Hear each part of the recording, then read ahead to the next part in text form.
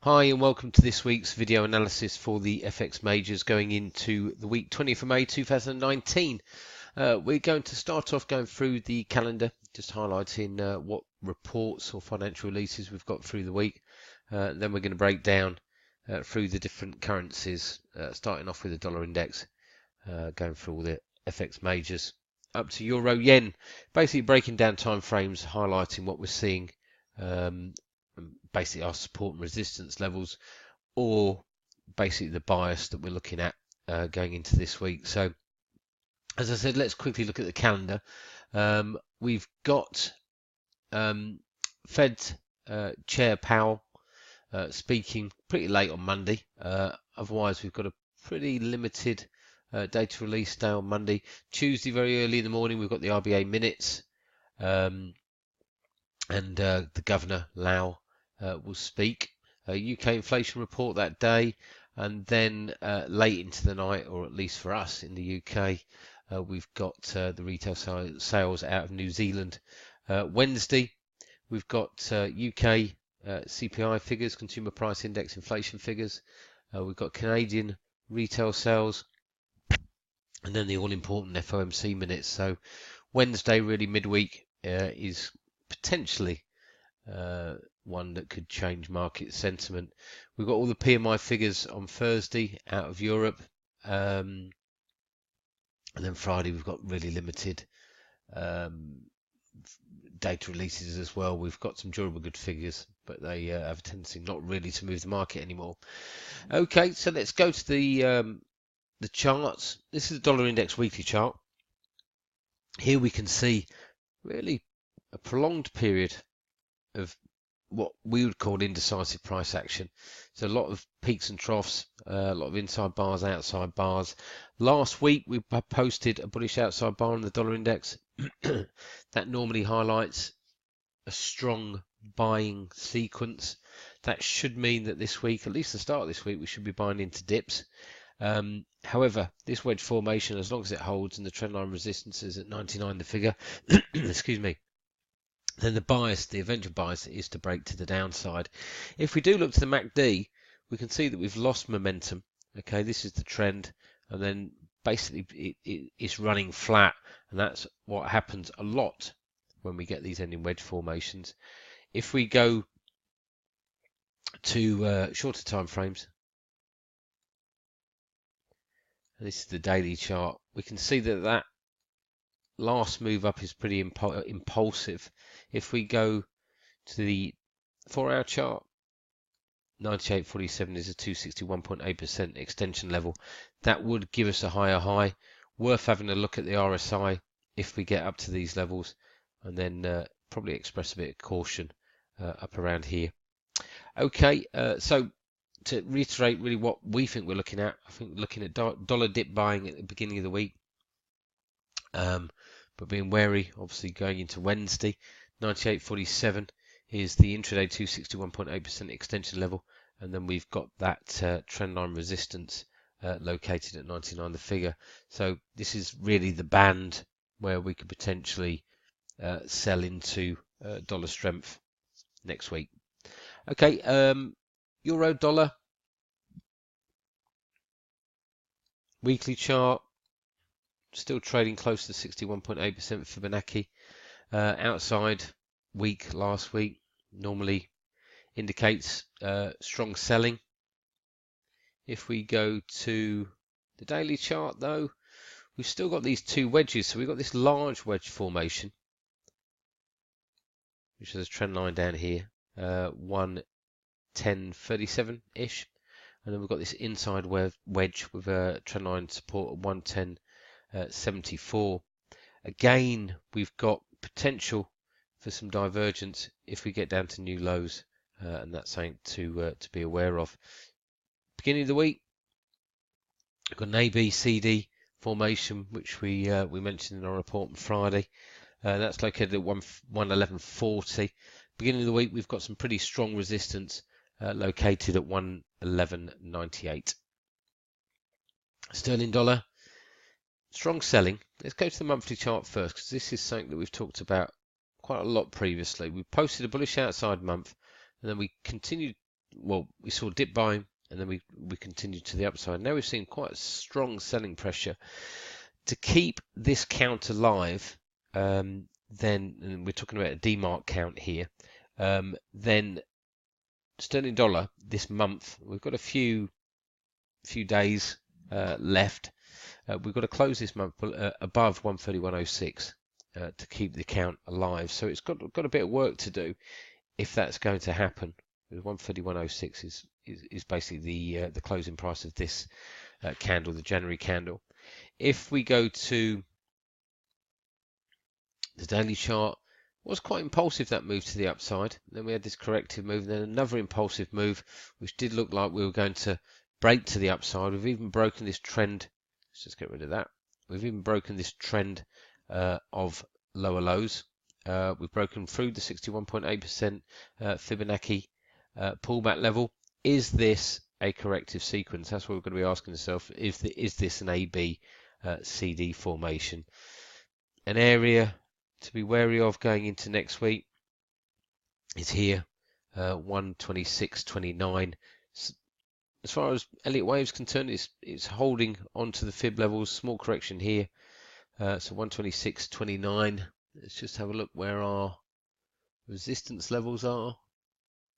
I think they're quite a ways to the upside. We've got some resistance at 127.94, and then we've got more resistance at 129.18 going into this week. One thing that we should note actually is that DMARC has posted a 13 count on the daily chart on sterling dollar. So this area here I would be very wary of going into next week. Dollar Swiss, again, it's pretty mixed, pretty volatile trading. We posted a bearish outside week on the 6th of May. That normally results in some follow-through selling. We haven't seen that. If we go to the daily chart, we can see pretty strong bearish channel formation, but them inside days, and although we sort of broke out of that inside range of this candle on Friday, that rally was pretty limited. We've got a 10 count on the daily chart. That could mean that we see another 3 days of buying next week. So if you think about it, we've got that Wednesday report, Monday, Tuesday, and then perhaps a sell-off on Wednesday. Like I said, it's pretty mixed trading in dollar Swiss, and there's no real strong signals about at the moment. As far as our support and resistance levels are concerned, we've got resistance to the upside at 101.67. And to the downside, we've got support 100.57 going into this week. Dollar yen, bearish outside week. Sorry, I want to show the weekly chart. So we've got a bearish outside week posted. It was near the top of this trend line resistance. Moved through the cloud, but the base of cloud, or underneath the base of the cloud, Ishimoku cloud, we're seeing some buying interest. If we go to the intraday chart, Elliott Wave, we've got a gap open here. Gaps normally get closed. 1, 2, 3, 4, down in 5. Move up's pretty mixed, volatile. Going into this week, we've got resistance at 110.85, support at 109.07. Dollar CAD. I'm just going to show this chart first, which is a weekly chart. Got a bearish outside week, close to the 61.8% Fibonacci pullback level. We saw impulse selling, then seen pretty corrective, choppy move to the upside. We've got inside soldiers for 3 weeks now on dollar CAD, and that basically highlights indecision. And if we go to the daily chart, we really can see that indecision, but we still look to be inside this wedge formation. The bias is to break to the downside. We've got trendline support at the beginning of the week, 133.78. We've got some bespoke support at 133.75. So even towards the latter part of last week, and the RSI is flatlining, so that basically highlights that we're non-trending. But even towards the latter part of last week, we were still trying to buy dips in dollar CAD, and we weren't getting those dips to buy into. It's not really doing anything. To the upside, we've got a 78.6% Fibonacci pullback level, 135.37. We've got this trend line resistance at 135.52. As far as DMARC is concerned, we have posted a 13 count on the weekly chart, but I believe the stock will be up here somewhere, around about 130, 136 the figure. But for those that are looking to get short, this range doesn't seem too bad. Relatively tight stop for a medium-term trade. 261.8% down here, 131.43 at the moment. That's as long as this high holds. The wedge has a target down here, 131.12. Aussie dollar. It surprised a few people the strength of the sell-off in the Australian dollar.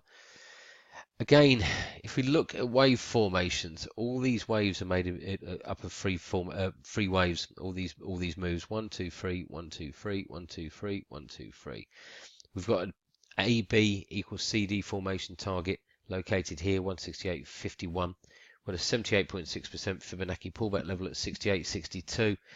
So unwise really to sell into the open at the beginning of the week. Resistance is located at 69.65. There's no real clear indication at the moment that this trend is coming to an end, but there's warning signs or target levels that the traders are probably looking at. So we could see a reverse in sentiment in Aussie dollar. Euro sterling. Let's talk about this chart first. We were trying to buy dips. This was our bespoke support level. So AB equals CD was here. We've got bespoke support here, 84.60. We were short basically. This month we're likely to post a bullish outside month. If we go to this chart, we have got this wedge formation breakout. Okay, the measure move target for that is around about 83 the figure. We've got reverse trend line resistance here at 88.87. So that's the top side resistance. Support to the downside, I'm going to show this daily chart, is here, 86.70. And it's also an area that's been pretty pivotal for euro sterling. Interesting actually, if you're looking at the daily chart, there's a technical analysis rule, rules are there to be broken I suppose, is that the rule of 9, and that will dictate that if you get 9 positive or 9 negative days in succession, then you should have at least a correction to the downside. Now we can count on 9 here, but it's that the power of this trend, we've just kept on moving to the upside. So at the moment we're still looking at buying into dips, like I said, around about 86.70 at the beginning of next week. To the upside we've got that reverse trend line resistance. Euro sterling, and I'm only going to show one chart here. And again, you can see these inside waves, 1, 2, 3, 1, 2, 3, 1, 2, 3. We've got a 61.8% Fibonacci pullback level. We've got trend line support around about 122.05 to 15. Again, we've not really seen any sort of reaction. Are we going to consolidate until Wednesday?